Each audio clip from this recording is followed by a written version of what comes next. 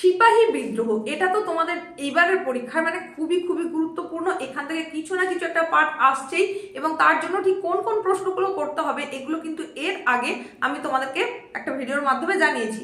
সেখানে যেমন কোন কোন জিনিসগুলো করতে হবে সেটা জানিয়েছি, তেমনি কত মার্কের জন্য করতে হবে সেটাও কিন্তু বলে দিয়েছি। তার পিছনের যে কারণ রয়েছে, চূড়ান্ত কারণ কোনটা সেটা তোমাদেরকে দেখতে বলেছি, ফলাফল করতে বলেছি, ব্যর্থতার কারণ বলেছি।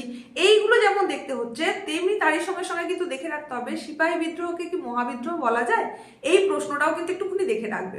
আর যখন মাত্র কিছু সময় পরে তোমরা এই পরীক্ষা দিতে চলেছো, যে যে প্রশ্নগুলোর ওপরে খুব খুব করে জোর দিতেই হচ্ছে, মানে একেবারে তোমাদের সব ধরনের 3 নম্বরের প্রশ্ন, 4 নম্বরের প্রশ্ন, 8 নম্বরের প্রশ্ন, সবগুলোর জন্যই আমি একসঙ্গে বলে দিচ্ছি যেগুলোর ওপর কিন্তু খুব জোর দিতেই হচ্ছে।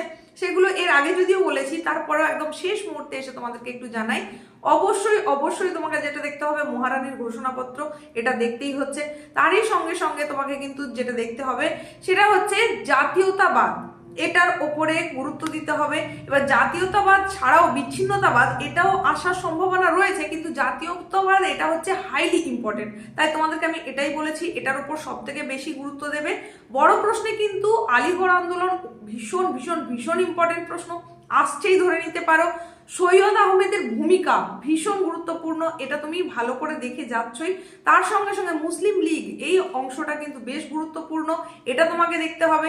তারই সঙ্গে সঙ্গে আরো যে বিষয়গুলো দেখতে হবে সেটা হচ্ছে যে সমস্ত বিভিন্ন রকমের পরিকল্পনা আছে, এগুলো তো তোমাদেরকে একটু দেখে নিতেই বলেছি। তো সমস্তগুলোর মধ্যে কিন্তু বেশি বেশি গুরুত্ব রয়েছে প্রথম, দ্বিতীয় এবং তৃতীয় পরিকল্পনা, এইগুলোর মধ্যে থেকে একটা আসার সম্ভাবনা কিন্তু অত্যন্ত বেশি। তো একদম সম্ভাবনার নিরিখে তোমাদের এর আগে যে যে প্রশ্নগুলোর কথা বলেছি 3 নম্বর, 4 নম্বরের জন্য বা 8 নম্বরের জন্য, সেগুলো কিন্তু অত্যন্ত ভাবনা চিন্তা করেই তোমাদেরকে বলা হয়েছে। আশা করছি তাদের অধিকাংশগুলোই তৈরি হয়ে গেছে। আর শেষ মুহূর্তে তোমাদেরকে আবারও একবার স্মরণ করিয়ে দিচ্ছি কোনগুলো দেখতেই হচ্ছে। এবার বলে দিই যে আর কোন কোন প্রশ্নগুলো তোমাকে দেখতেই হবে। ভারতের উপর প্রথম বিশ্বযুদ্ধের প্রভাব, এটা দেখতে হচ্ছে। নেহেরু রিপোর্ট, এটা দেখবে। দ্বিজাতি তত্ত্ব, এটা দেখবে। ভারত পাকিস্তান যুদ্ধের তাৎপর্য বিশ্লেষণ, এটা দেখে রাখতে হচ্ছে। আর বাকি তোমাদের 8 মার্কের প্রশ্ন, যেটা কিন্তু একদম হাতে গোনা প্রশ্নই দিয়েছিলাম, যে প্রশ্নগুলো তোমাকে একটু ভালো করে দেখে যেতে হবে।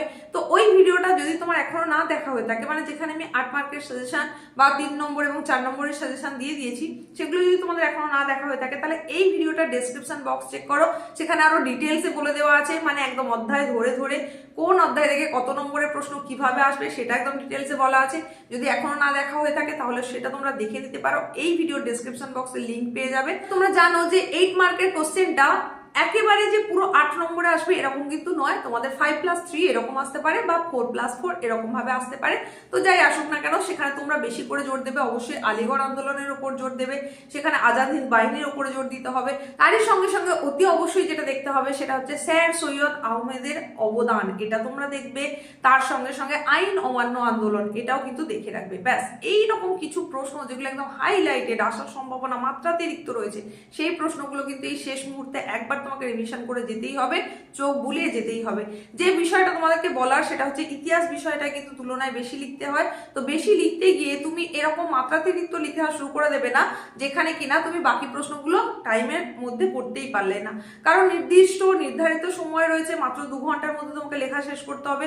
প্রথম 10 মিনিট তোমাকে পড়তে দেওয়া হবে, সেই মুহূর্তটাকে কাজে লাগিয়ে তোমরা কিন্তু প্রশ্নটাকে বাছাই করে নেবে।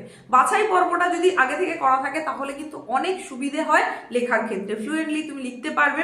আর লেখার সময় তোমাকে একটু ব্যারিকেডটা কিন্তু নির্ধারণ করে রাখতে হবে, যে এই প্রশ্নের জন্য আমি কতটা লিখবো, 3 মার্কের জন্য কতটা, 4 মার্কের জন্য কতটা, এইভাবে তোমাকে কিন্তু নির্ধারণ করে রাখতে হবে। তা না হলে তুমি ইতিহাস বলে লিখছো তো লিখছো, তারপরে দেখলে সময় কোলাতে পারলে না, বা তোমাদের যে অ্যান্সার বুকলেট দেওয়া হবে সেখানেও কিন্তু যেহেতু পৃষ্ঠা সংখ্যাটা একদম লিমিটেড, সেখানে আর আদার্স কিছু দেওয়া হবে না, তাই সেখানেও কিন্তু তোমাকে খেয়াল রাখতে হবে, মাথায় রাখতে হবে যে তার মধ্যেই কিন্তু উত্তর শেষ করতে হবে। তো এইগুলোই ছিল তোমাদেরকে টিপস হিসাবে বলার পরীক্ষা ঠিক আগের মুহূর্তে। প্রত্যেককে জানাই বেস্ট অফ লাক, খুব ভালো পরীক্ষা হোক প্রত্যেকের। পরীক্ষা দিয়ে এসে অতি অবশ্যই জানিও কেমন হলো। আমার তরফ থেকে এবং চ্যানেলের তরফ থেকে রইল অনেক অনেক অনেক শুভকামনা।